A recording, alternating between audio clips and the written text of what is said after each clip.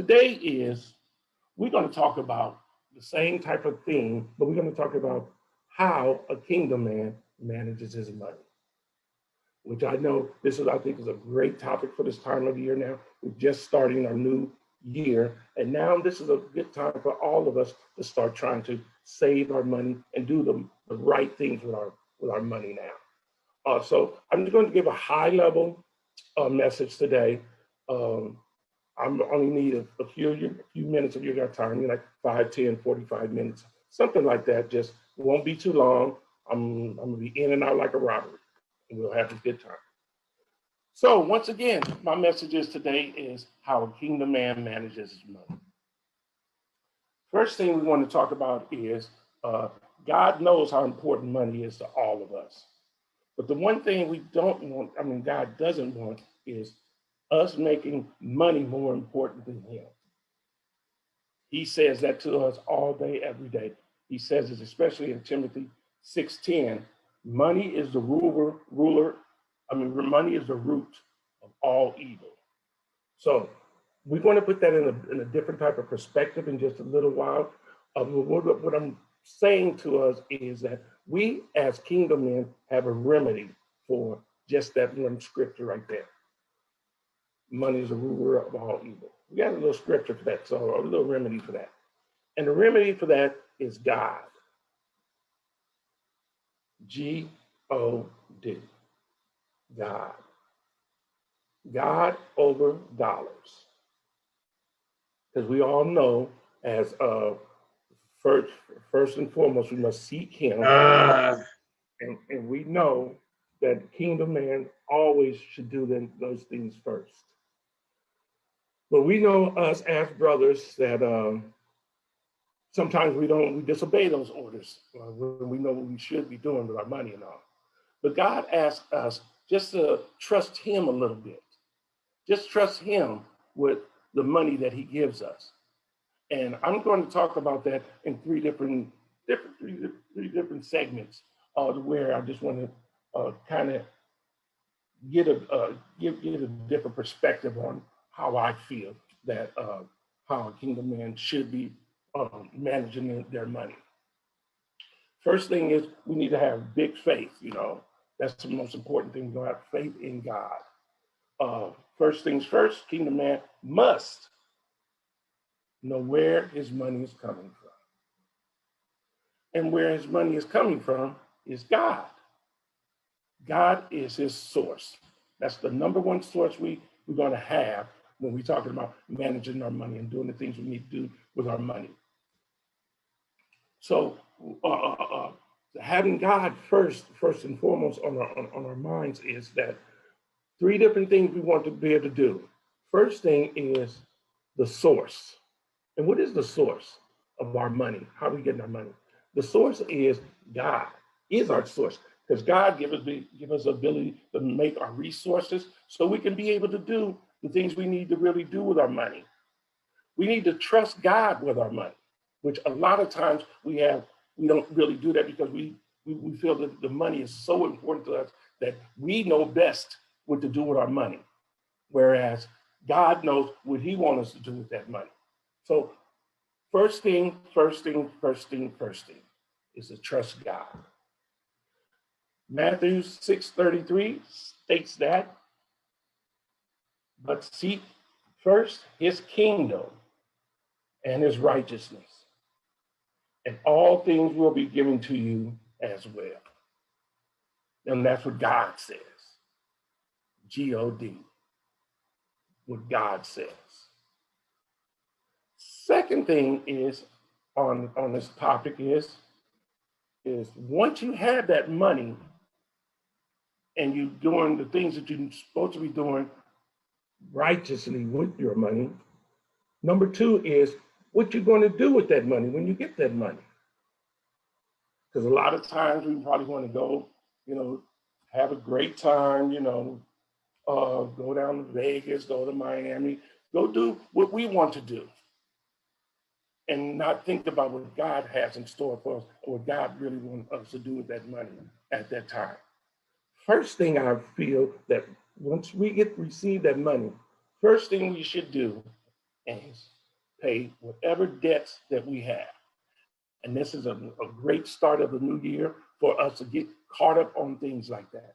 So first things first, pay your debts. Let's get that out of the way. Second thing is, let me reverse that. First thing we want to do is we want to pay God, because without those resources, the sources, we wouldn't be able to have that money. So the first thing we want to do, we want to pay God first. That's first and foremost. Second thing is we want to be able to do, we want to pay God. We want to pay our debts. Last but not least, we want to talk about Proverbs 22:7. The rich rules over the poor, and the borrower is a servant to the lender. My question to you guys is, which one would you rather be? A servant or a borrower? Servant or a lender. Sorry about that. Me personally, I want to be a lender. I like to use an analogy like this. So if in that second segment, what we're going to do with our money, Proverbs 22:7 is just imagine this, guys. When you are a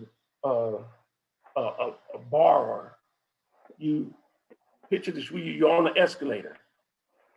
You're on the treading machine. So if you borrow, you're on the treading machine, you get nowhere fast. You just keep running in place, running in place, running in place, running in place.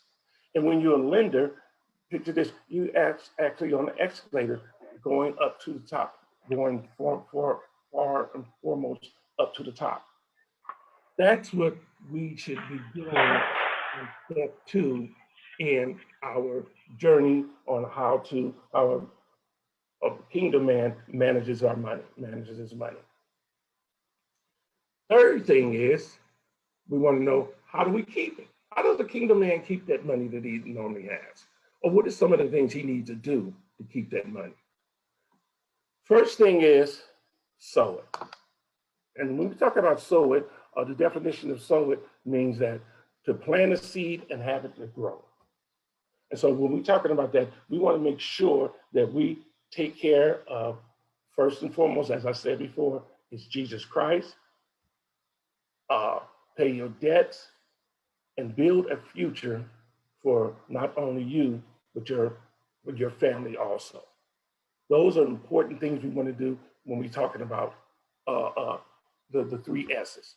Sow it. We talked about sow it. Next one is, now we want to do is save it. When we talk about saving it, I'm talking about paying yourself also.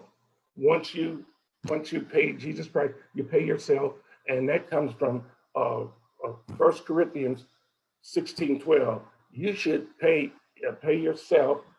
Pay a portion of your money, that you should save a portion of your money that you earn. And when we talk about that, not only just saving it, we talk about making investments. We're talking about building an empire, not just for today or tomorrow. We talk about building an empire for the future.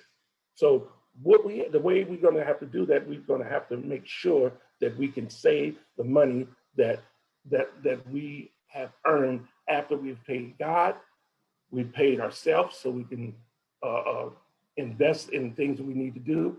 Last but not least, we want to be able to spend it. When we're talking about spend it, we want to talk about spending it on the right things, not on things that just material things that doesn't really work.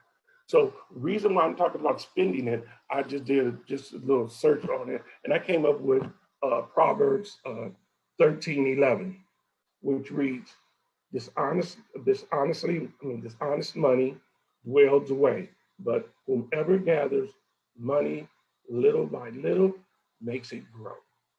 That was a scripture I thought was really, really important for me. I just pretty much experienced a lot of that this past year over the COVID, whereas that I may have not did the right things with all my money each time.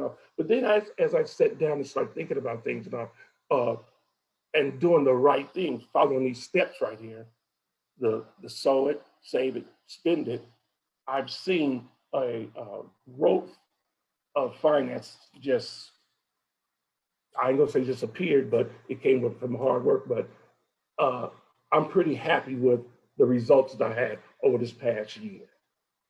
So my message today is, as I say, I'm not gonna be long, I'm gonna be just quick. My message was, first thing, when we want to trust, the remedy for the remedy for a kingdom man will be God, God over dollars, and the 3 S's: sow it, save it, and spend it.